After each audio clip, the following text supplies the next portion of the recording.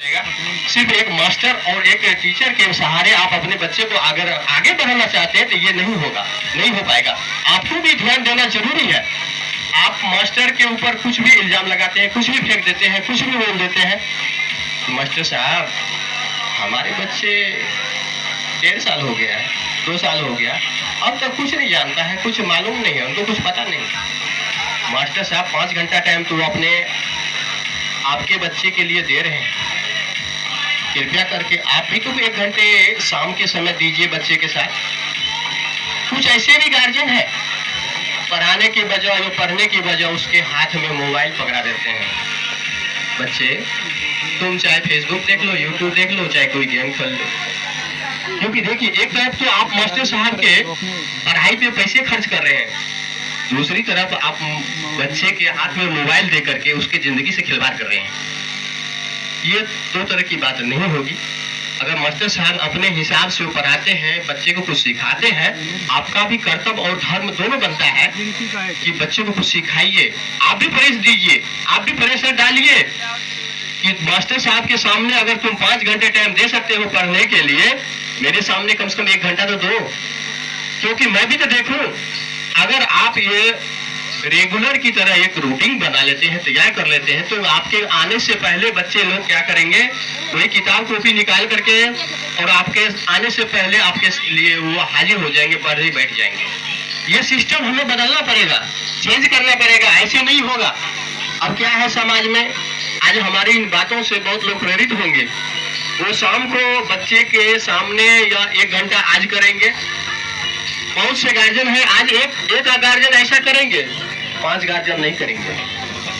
अब वो बच्चे क्या सवाल करेंगे, उनका पिताजी तो बोलबे नहीं करता है पढ़ने के लिए, तो हम क्यों पढ़ूं? ये बताइए, जिस बच्चे ने आज खाना खा लिया है, जो भूखा है, इसके खाना खाने से दूसरे बच्चे का पेट नहीं भर पाएगा, नहीं भरेगा। शिक्षा एक ऐसी चीज है कि जिसके बच्चे को प्राप्त कराना है, करना है, उसी को प्राप्त होगा, पड़ोसी को प्राप्त नहीं हो पाएगा। इसीलिए चलिए, बहुत खुशी की बात है, अच्छी बात है कि इस 15 अगस्त के शुभ अवसर पर मुझे भी कुछ बोलने का, 2 लाइन बोलने का मौका मिला है। और जो भी मैं टूटी फूटी भाषा में आप लोगों के सामने कुछ बोला हूँ, अगर कुछ गलती हुई है तो हम क्षमा प्रार्थी हैं आप लोगों के लिए। तो अब मैं अपना ये स्पीच को थोड़ा कम करने में कुछ देश भक्ति के बारे में या देश के बारे में, जो हमारे इतने बड़े समझिए कि क्रांतिकारी थे, जैसे गांधी जी, सुभाष चंद्र बोस वगैरह वगैरह, बहुत है, कितने को बताऊं।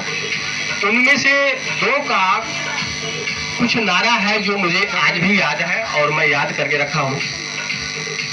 गांधी जी तो हमारे देश का बापू थे, राष्ट्रपिता जिसको कहते हैं। उसने एक नारा दिया था हम लोगों के लिए कि करो या मरो। मतलब अंग्रेज के जमाने में अगर तुमको कुछ करना है तो करो, नहीं तो मरो। किसके सामने मरो? अंग्रेज के सामने मरो। करो या मरो का नारा उसने दिया था।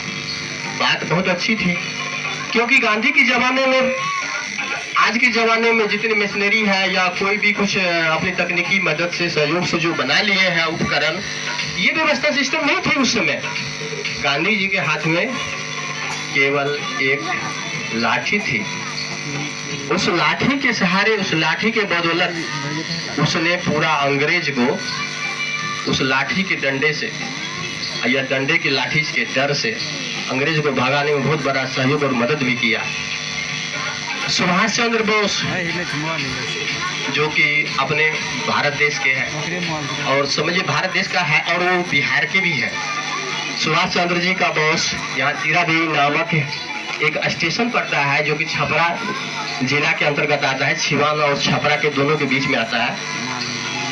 वहां से उसका जन्म था। उसने भी अपने भारत देशवासियों के लिए एक नारा दिया था कि तुम मुझे खून दो और मैं तुम्हें आजादी दूंगा। मैं इन सभी गार्जियनों और इन बच्चों के, छोटे छोटे प्यारे बच्चों के लिए भी यही कहूंगा कि बच्चे, तुम लोग मुझे समय दो और मैं तुझे शिक्षा दूंगा, क्योंकि ये सुभाष चंद्र बोस ने मुझे सिखा गया था कि तुम मुझे खून दो और मैं तुम्हें आजादी दूंगा। इसलिए बच्चे, मैं इन सभी टीचरों के तरफ से ये कहना चाहूंगा, कहता भी हूँ कि तुम मुझे समय दो और मैं तुम्हें शिक्षा दूं।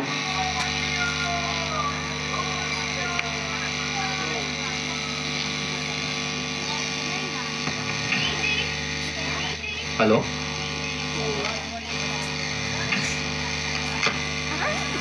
हेलो, हाँ, तो मैं लास्ट में यही कहना चाहूंगा कि आप लोग अपने अपने बच्चे के प्रति जागरूक होइए।